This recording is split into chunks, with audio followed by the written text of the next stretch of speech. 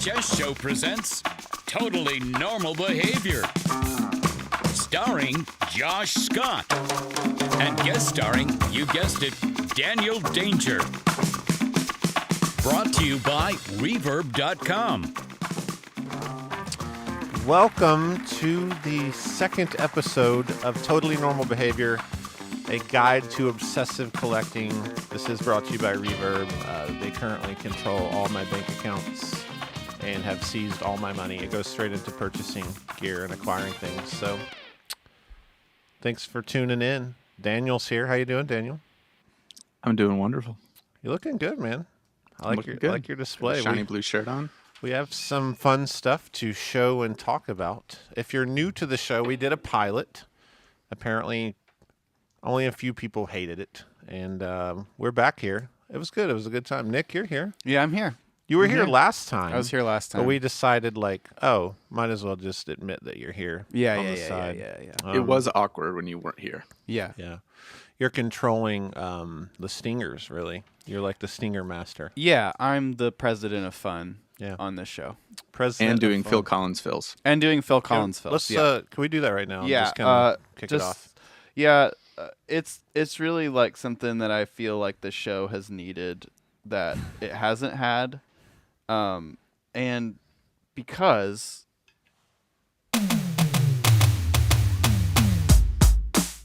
Love it. Perfect. Anyway, episode 2, and the concept is simple. If you weren't here last time, Daniel and I take turns talking about things we have obsessively collected. A lot of it will be new, like from the month prior, but also we'll just splash in things that we're interested in again. A lot of what we're doing is gathering collections, so there's a lot of nerdy information and all that. are you Casually acquiring. Yeah, I think we live a life of casually acquiring, and that's what this show is about. So I'm excited. We're going to do this. We just take turns showing things. There's a 30-minute timer that counts down. Yep. Daniel's a huge fan of that. I hate it. And he can actually see it this time. yeah, he couldn't Ugh, see it I last time. Dislike this highly. Yeah, Are you ready to roll the timer? it is, and I think I'll start off. Okay, here we go. All right. Just letting there 5 seconds down. Let's go. The Top Gear treble boost. Now, we have a trade going on, Daniel.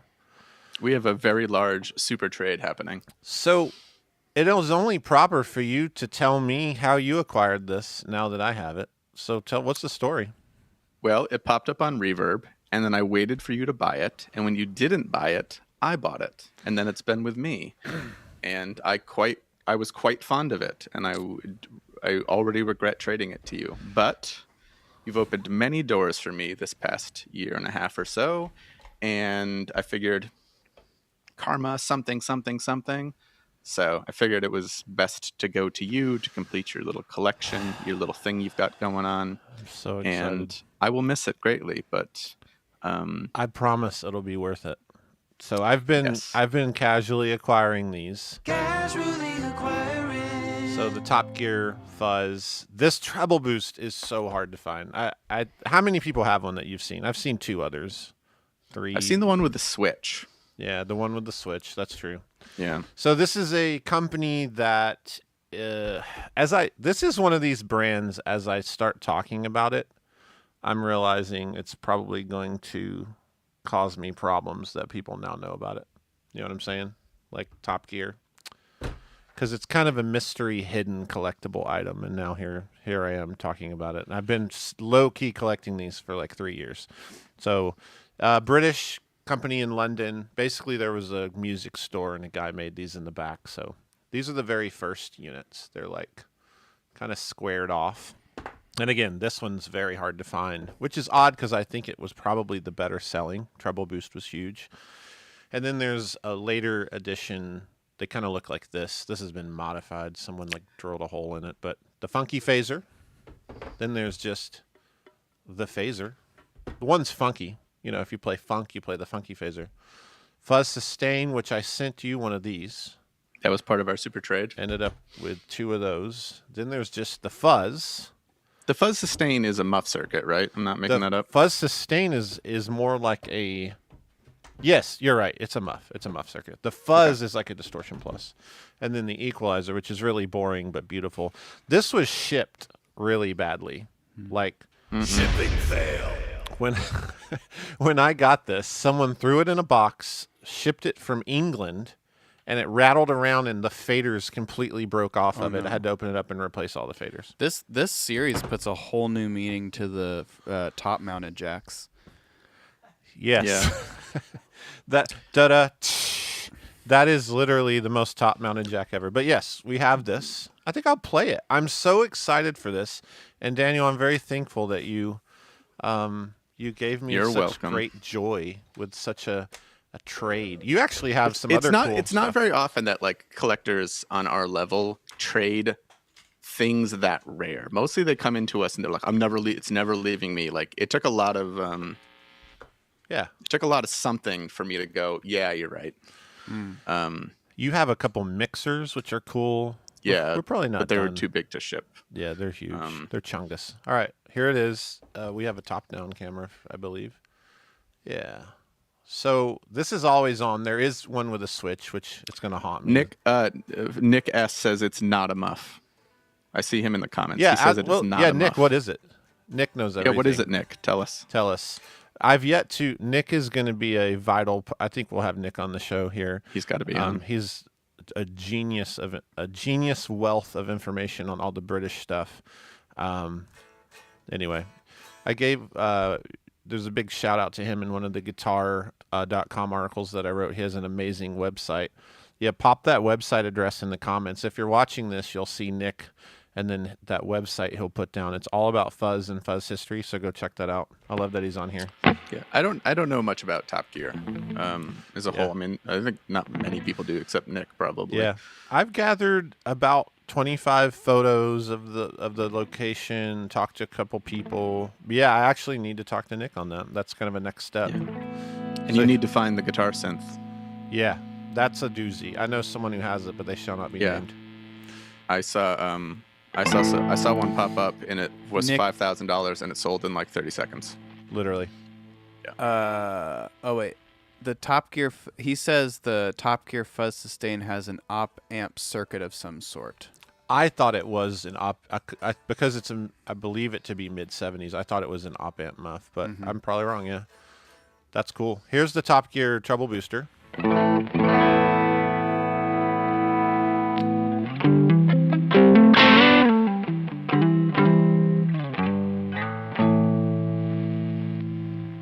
You like that volume over there, Addison?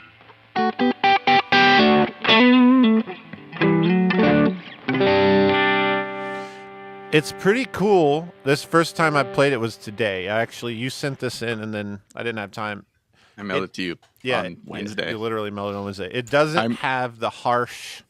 I like all Rangemaster treble boosters. This one's pretty cool. I can't wait to take it apart. I'll probably do a replication of it for fun, like I did with DOD. It's so cool. And then I'll send you. I hear you 1 through playing 7. it, and I regret it. I'll make you an regret exact it. replica. Make me the greatest replica ever. And then you'll get serial number 000. Yes. Yes. All right. John from Electric Audio Experiments gave me a prototype, and the serial number is 69420. Wow. It's my favorite Serial numbers can be anything you want. Yes. You're next. All right. Is it my turn? It's your All right, turn so with your display as part table. Of our, what? Your display table.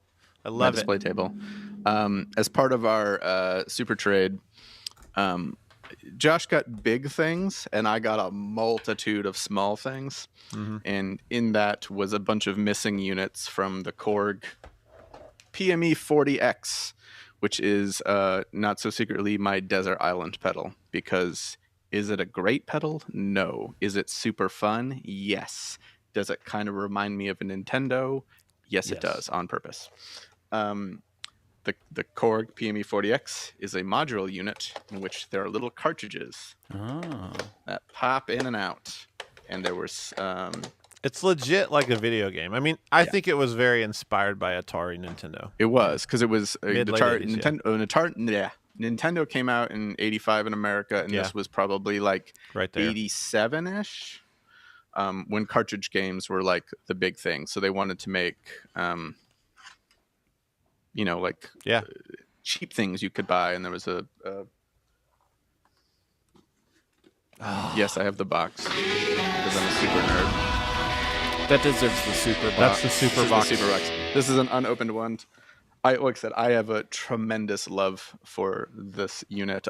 The first one I ever bought was probably like 2002 at the infamous House of Guitars in Rochester, New York pedal closet, which I'll probably reference many times over the course of this show, which was a literal closet that had a pile of pedals in it.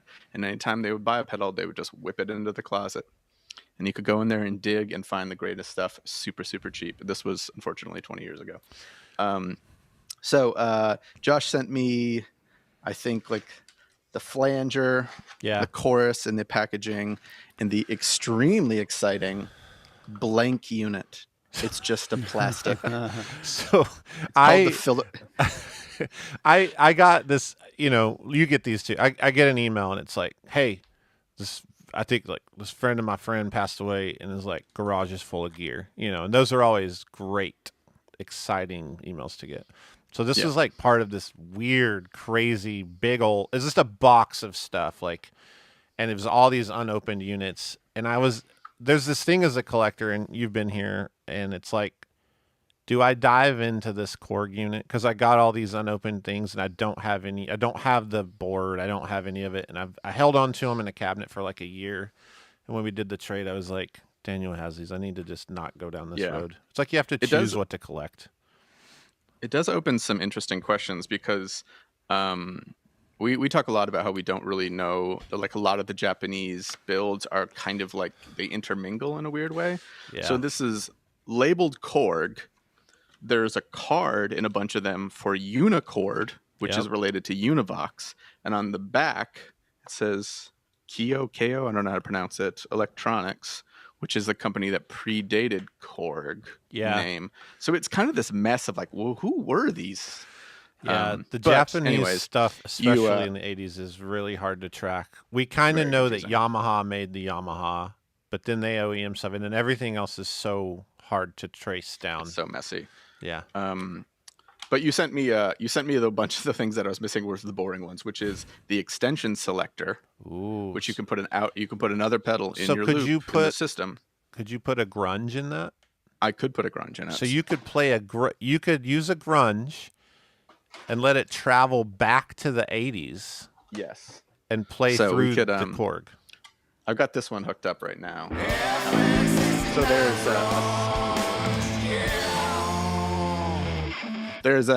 4 slots, and the pedals, the units slide into the slots, and there's a little switch, and then there's a switch that turns them all on and off. So right now in there I have the distortion wah. I'm playing a bass 6, by the way, because it's the only guitar I have in here. Is this a good sounding pedal?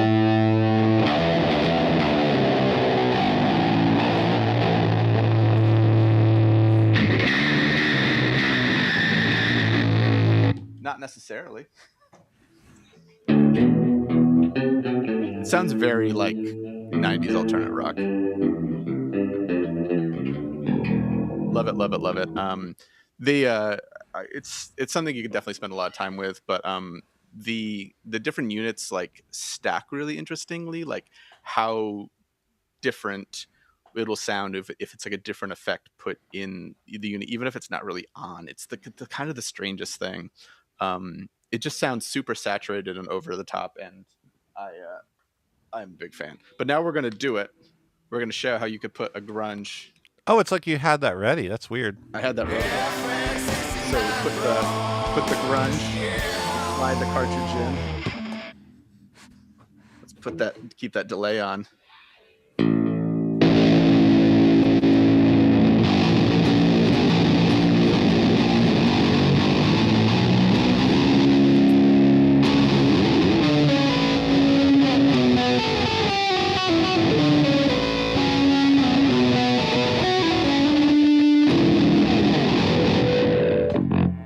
Love this stupid thing. But I secretly want like a store display rack with all the little hooks on It it, would so be I can just amazing. hang these all behind me.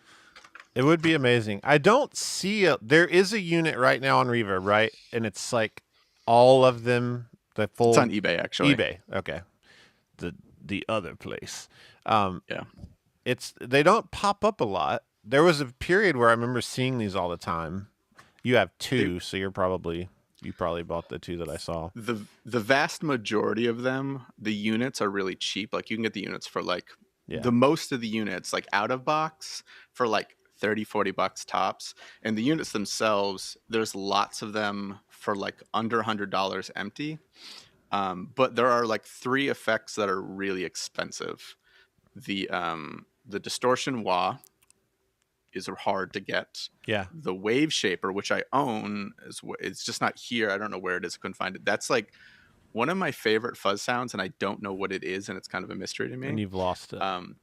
It's somewhere here. And then there's an octave unit. It's called the Octave 5. And if anyone has the Octave 5, please sell it to me because I want it. I want the Octave 5 so badly. Just reach out to Daniel on Instagram. It's the at one Tiny I'm Media missing. Empire. And I need it. Please, please, please. Okay.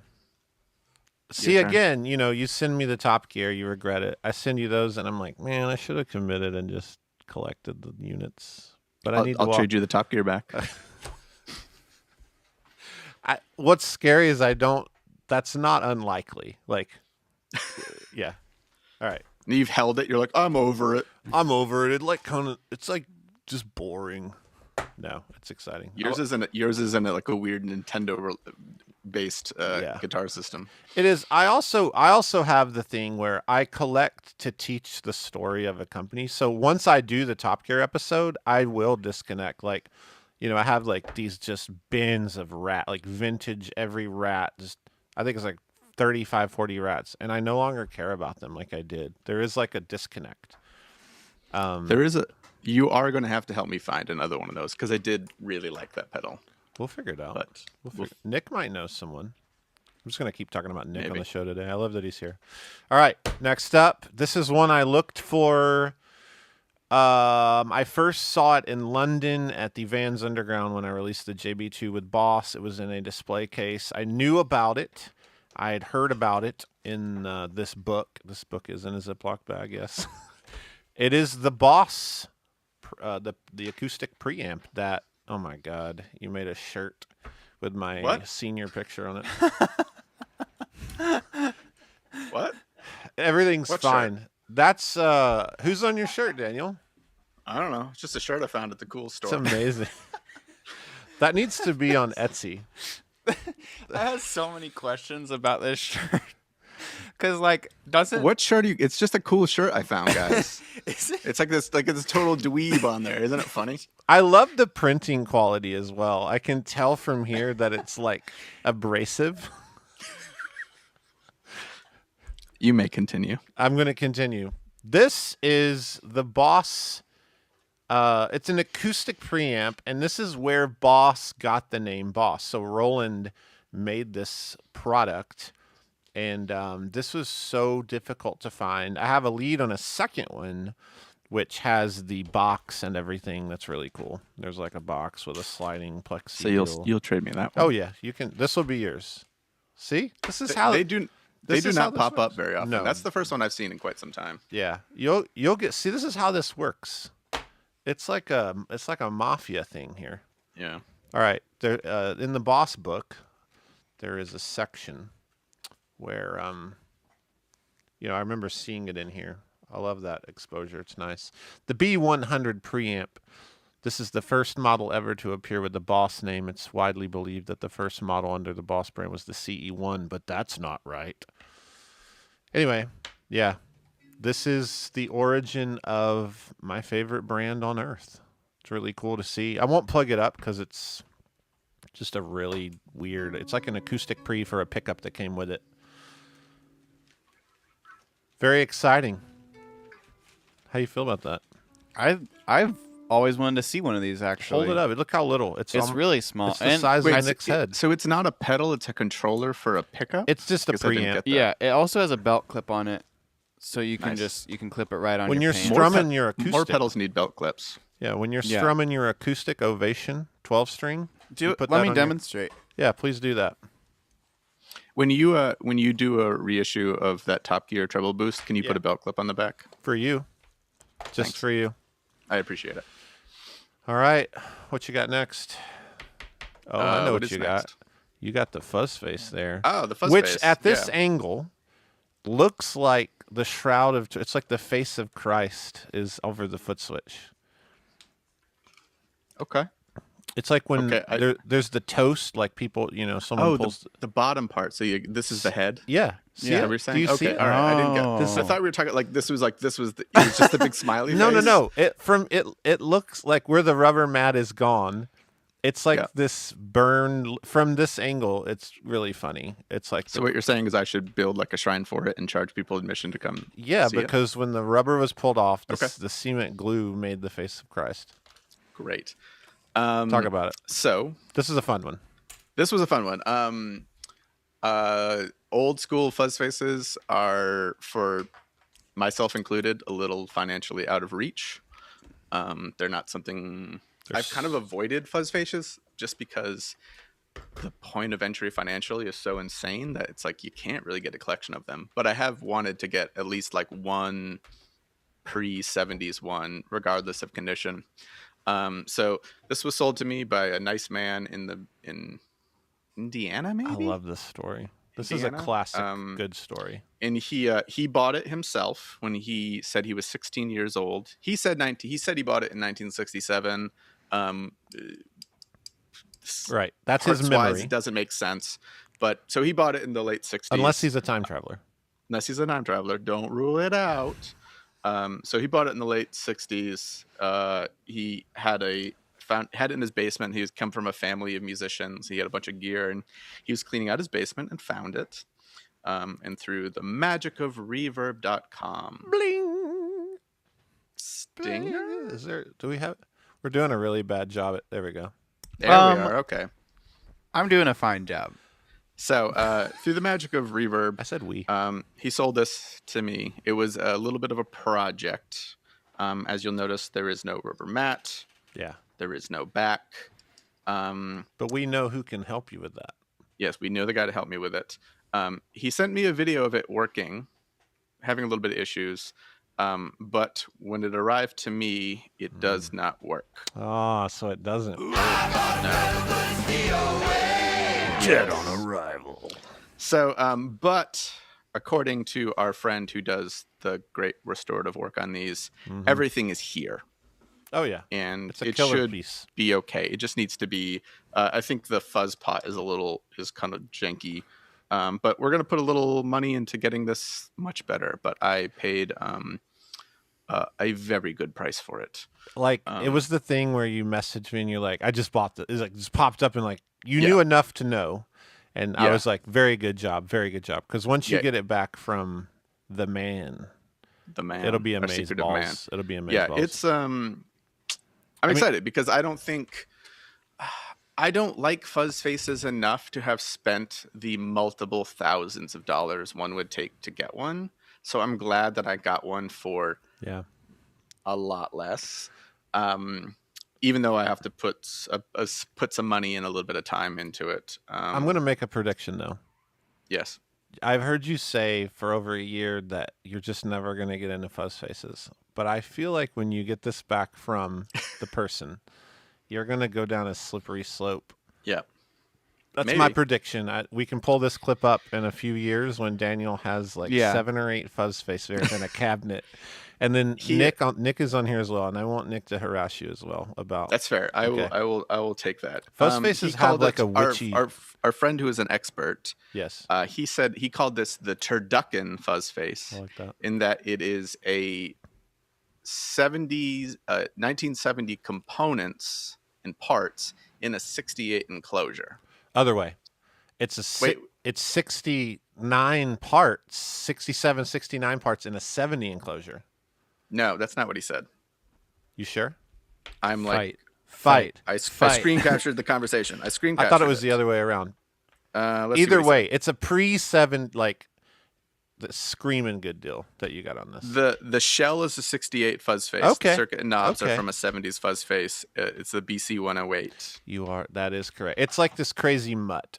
Like a crazy wrong. Yes, I'm wrong. So, I'll stand corrected. We'll see how my Fuzz Face fandom goes down the line. I really liked the hybrid George Trips one that you did for Reverb. I got one of those, and I hate that you really have liked that one. That one's expensive now. I saw one listed for $4,000, which is insane. I bought it. That's a fuzz pedal I don't have. Yeah. Oh, So wow. we'll see. We'll follow back around on that one down the line and see what I think of it. All right. Next up for me is a really exciting moment. Probably the first ever overdrive kind of distortion circuit is the 66 Sam Ash Astro Tone. I didn't have either of these. I had the reissue, which is like, I don't know, whatever. Not good. It's like whatever.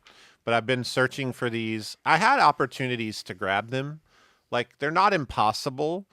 But this popped up on a group that we're in, and a dude had it. I think you saw this going down. Yeah. It came dead on arrival. It's totally dead on arrival. Doesn't work. I'll fix it up, though. And then this works great. So I got both units in the last 2 weeks, which is very exciting. And for me, again, like, I want to do an episode about what was the first overdrive pedal and do some topology discussion about how circuitry evolved. And these are the same exact circuit, and they are made by the same exact people. They just look different, but very, very cool. Analog Man makes a replica of this, which is great. Yeah, maybe I should strum a little chord or two on the Sam I bought Ash. the reissue when they went on like super sale, like they were selling them super cheap at some point, and I did not care for it. Yeah. It's like the first kind of hard clipping distortion box, which is fun. Woo. Here we go.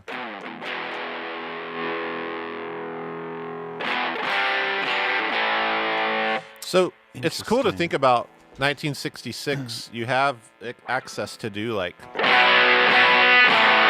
it's basically a type of distortion plus kind of vibe. It's a very different circuit, but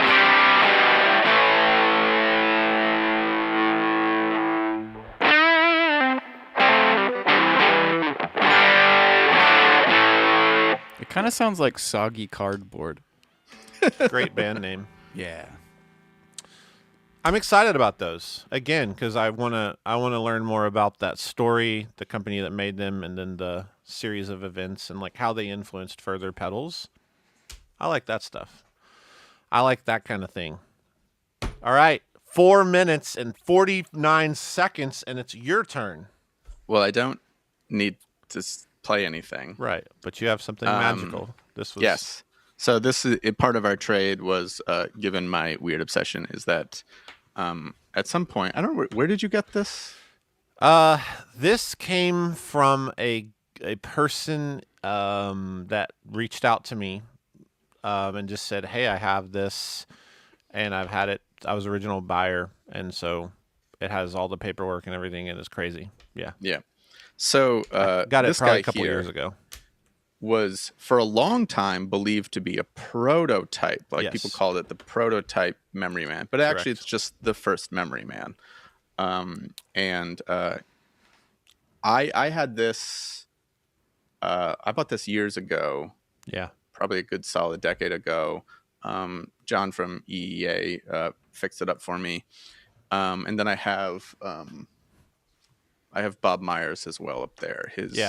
But the box obviously is extremely hard to find. Impossible. And you found it, and it's got all the goody good stuff in here. The It warranty has cards. everything in it. Oh, with all the good stuff, all those things. I have so many of these at this point. Yeah. You should wallpaper a the wall with them. V1 Electric Mistress. I think there are more V1 Electric Mistress advertisements than there are pedals. I agree.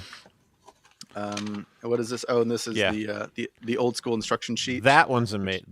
I have good photography of this Yeah. on my Instagram. If you want to scroll Yeah. far, if you're watching, it's a So, crazy thing to look at.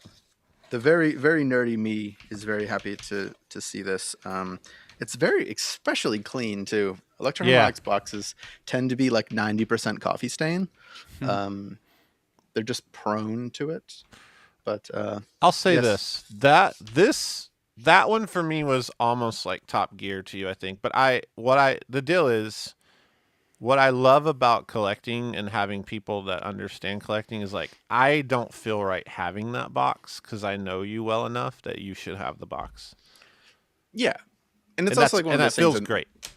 We talk about this a lot where it's kind of like the only way to actually get the stuff that you want is to get other people things. You have to. Like Yeah. you have to do those. You have to keep those doors open. Like I, a dozen times a day, I'm basically sending someone in my mental list of like, hey, this person's looking for this person's looking for this. And I try to focus on like, I buy the stuff that I want, but I when I get to something that's like outside of my interest, but it's still cool to me, I'm like, man, I could get it, but I know X person, this guy wants it, that guy wants it. Yeah. And inevitably, they will return the favor many times over. It's a good feeling to share and like help someone else find what they're needing to find. You can't be a hoarder. You can't be greedy too much because it's a kind of a small world, and when that person's they'll end up with something you want, and then you are greedy to them, and they'll be like, no. Yeah. Also, yeah. For a second, it is interesting you brought up people thought these were prototypes. I think so. I have one, you have that one, and then you have the Bob one. That's a whole other story. One day we'll tell. They do look crazy inside. Like there's like soldered on parts hanging off and wires. So it's like there is a little bit of a mystery even remaining. Some things we should probably ask Bob about that. Like the very first ones, they're weird. It's almost like maybe they were built at his house or something in some small batch. Because I always heard that's the prototype. You'll never find one. But we now have 3 together. Yeah, and I've seen more. So it's it is what it is. But it's gonna go in my wall of boxes. That is my favorite looking Memory Man because like even from here, it's very like IBM Dharma. Like that Memory Man is just boringly wonderful. Did I go away? Oh, you're still here. I went away for a second. Teleported. Yeah. Did we fix the streaming issues? We're looking good. I feel like this has been stable this time. The pilot's allowed to have some crashes. It really has to do with, like how in Peter Pan, if you say, I don't believe in fairies, one dies. I just feel like because we have so much more support the second time around, it's really hope that's keeping the stream alive. You know what I mean? Oh, negative timer. I'd like to thank Nick for burning the last 10 seconds. Yeah, with his Peter Pan I was going to pause it because I actually wanted to ask both of you a question. This is penalty time. This is penalty time. Okay, so this is on me. Soccer reference, Daniel. So you guys mentioned like keeping an eye out for other people. Yeah. Like I've got stuff. Is there any other like pedal collecting etiquette?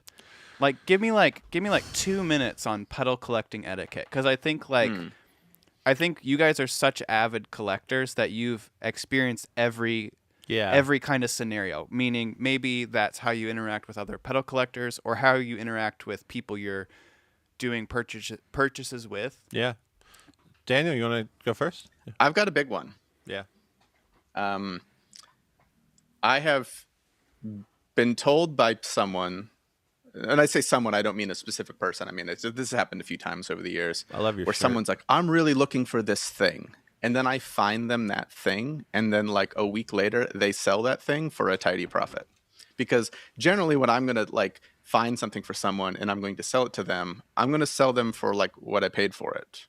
Like I'm not going to try to make any money off them.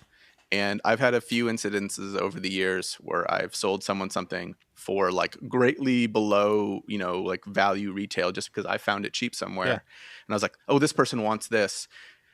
And I'll sell it to them. And then they make money off of it. Like That's shortly annoying. after. Did we all go away? I think You're we fine. did. Just keep rolling. Yeah. Whatever. So that's a big one for me because that seems like a little bit disrespectful, or I don't know. It's something to be like, yeah, I really want this thing, and I find it for you, and then you didn't really want it. Like, I don't know. I've had that happen a couple times. You've had it happen more. I feel like I've heard you talk about this more. And then I had the situation where like I've been talking to this person who has a thing I've been trying to find for a long time. They will not work out a deal. I have like, I think it's 22 emails or something. And like, I'm not meeting him. We're just not connecting, right? He lists it on Reverb and I just had to go buy it last night. I just literally had to buy it. And it was like, we had these other thoughts going. I don't know how that plays into that scenario, but No, it's I just, think it's it's kind of like the communication's interesting. I'll say my big takeaway is, again, I feel like I fall into this other mode of collecting where I'm really searching for stuff to understand background and hold things in my hands so I can show them and teach them on the show. Right. And I have learned to just admit what I don't know. I think there's some collectors who, I think some people collect for the sake of feeling like they know more about everything. There is a vibe. I've met a few people who kind of feel like annoying in that way. Sure. But like, good instance, talk about Nick again. He's on here. Like he emailed me yesterday out of the blue. And I love this because I really want to learn from him. He knows a lot I don't know. And it felt so great. I got an email and he's like, hey, you should know this. One day you'll eventually cover this. This is cool. Right, and right. It feels really great. It's like, dude, yes, tell me anything I don't know. Right, Correct right. my episodes. Like, I want to be able to make edits and go, I didn't know this properly. And I love that. And so it's like, for me, it's a state of learning as I collect. Sure.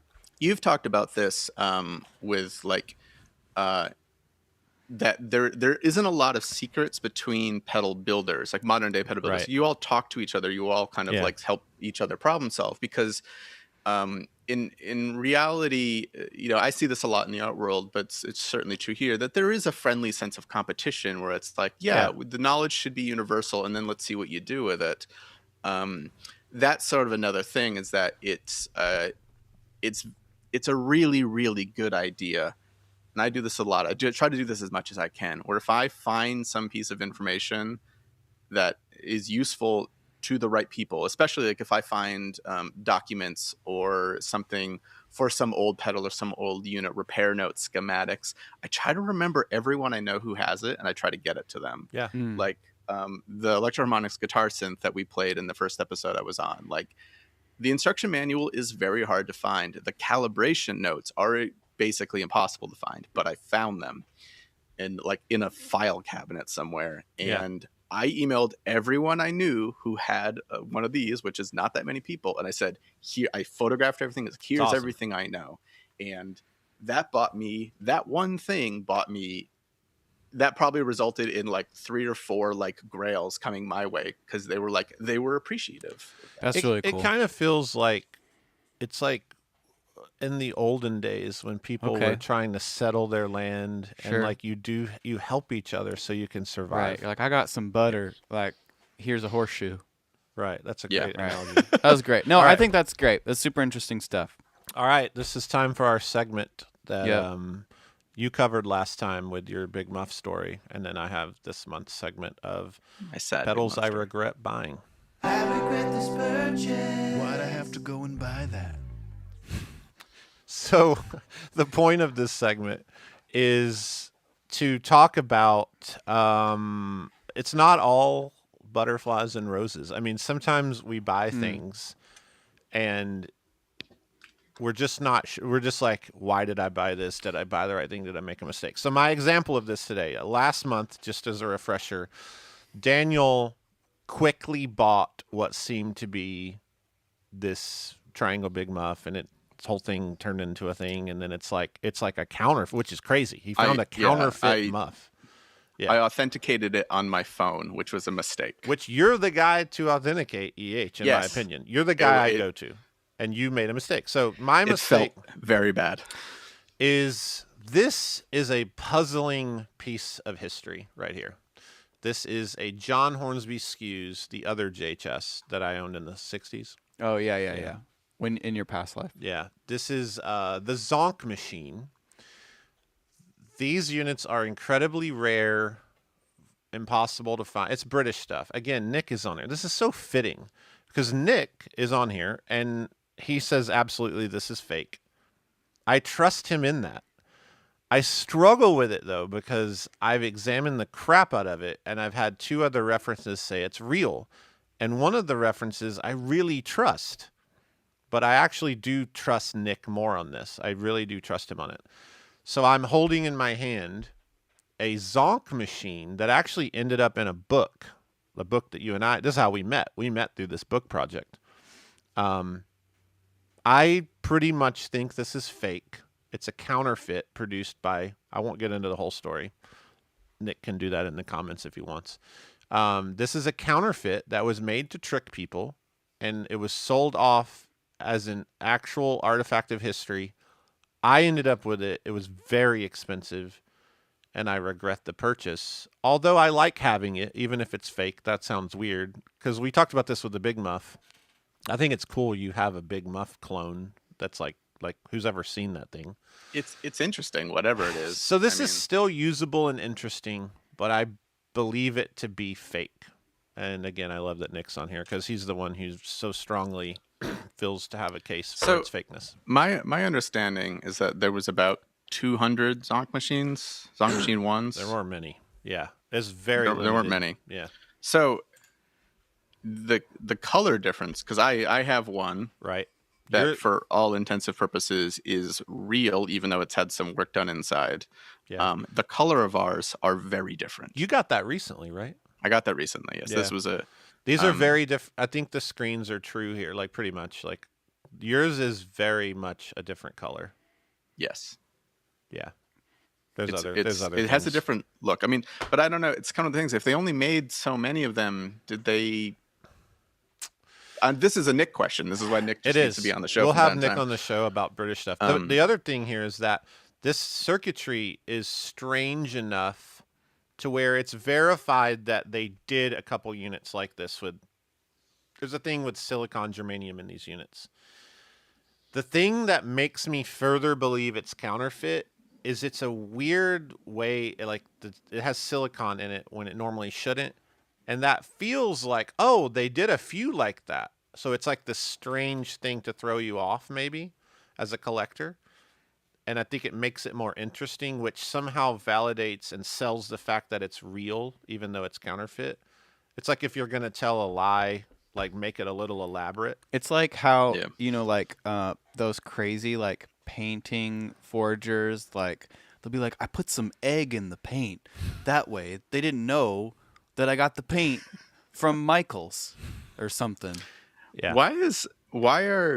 It's weird though, because I mean, part of the discussion around the like bootleg Big Muff, which is at least 10 years old, according to the guy who I bought, and I have no reason. The guy that I bought it from, once again, I have no reason to believe that he was lying to me. I think he bought it in Japan 10 years ago, and it was a bootleg. Yeah, I think that's what it is. Why is the British fuzz pedals so prone to counterfeiting? But American pedals are not. Is it just the price range for difference? the 50th time? I think Nick should be like our first guest on the show, and this would be a great subject. I think it'd be worth talking through. And there's what's weird is the more you know about it as a collector, the less you want to share the fine details, because then you you tell people how to do it again. So there's this strange problem we all have. We are we're discovering how to counterfeit, but we don't want to tell anyone. Yeah. We need it to verify, but if we make it a thing, then other people have the weapons to counterfeit. That was a conversation that we had after the Big Muff incident, because I was like, I could tell you the exact reasons of why X, Y, Z, why this is fake. And I was like, I wanted to, because you feel like you want to warn people to be on the lookout for it. It's tricky. And once again, we're referencing Nick again. He was the one who was like, don't do that. Yeah. Again, go to his site. It's in the comments, I'm sure. We'll put it in the description as well. This is it. We did it. Good job. Any closing comments? They're not talking about me when they talk about Nick, just for the other Nick. So please don't message me about Nick pedal S questions. From the UK. Really I'm told collector friend. Someone said that only an admin can put links in the chat. So we'll do that. Joshua, if you could put a link there, or we can something. Yeah. Joshua, we're going to have him on next month or something, because we've just referenced him like 40 times in this episode. And as Nick said, because this was kind of a recent purchase for me, and I got it from a trusted source. And I kind of waffled about whether or not I wanted to like talk about it this month. But maybe if we can get Nick on next month, he can give us a rundown a little bit more. You can't see my phone, but it's fuzzboxes.org. Joshua just threw the link in the chat. fuzzboxes.org. and it's a wonderful reference of fuzz history. You click on a pedal, and then there's work done on each pedal. It's fantastic. I use it a lot. There's been several things I've shared on the show that I learned from Nick. He's a great teacher and really open to sharing what he knows. So I guess we're done, and we only went 11 minutes over. 12 minutes over. Good job. Wait, did we have any closing thoughts? Just don't buy stuff you shouldn't buy, which is vague. Wow. It's a journey. I'm going to deep. buy something I shouldn't buy today, probably. There is something here though, because there's like something happens. Like when this popped up on Reverb, I know 1/100th about fuzz faces as you do, Yeah. and other people, and I knew just kind of enough to go, it looks right, even if I don't kind of trust the exact year that the guy said. But it was kind of like, Yeah. I kind of took a chance on it, because worst case scenario, I'm sure Reverb would take care of me if something was wildly wrong. But there is this kind of dilemma where stuff like this pops up and you don't have time to do the due diligence to research it before someone snags it. So there is sort of this thing where it's like, this pops up and I think I messaged you. Correction, I think it popped up and I just bought it. I looked at it long enough to go, okay, bought it, and then message you to go, did I do a bad thing or did I do a good thing?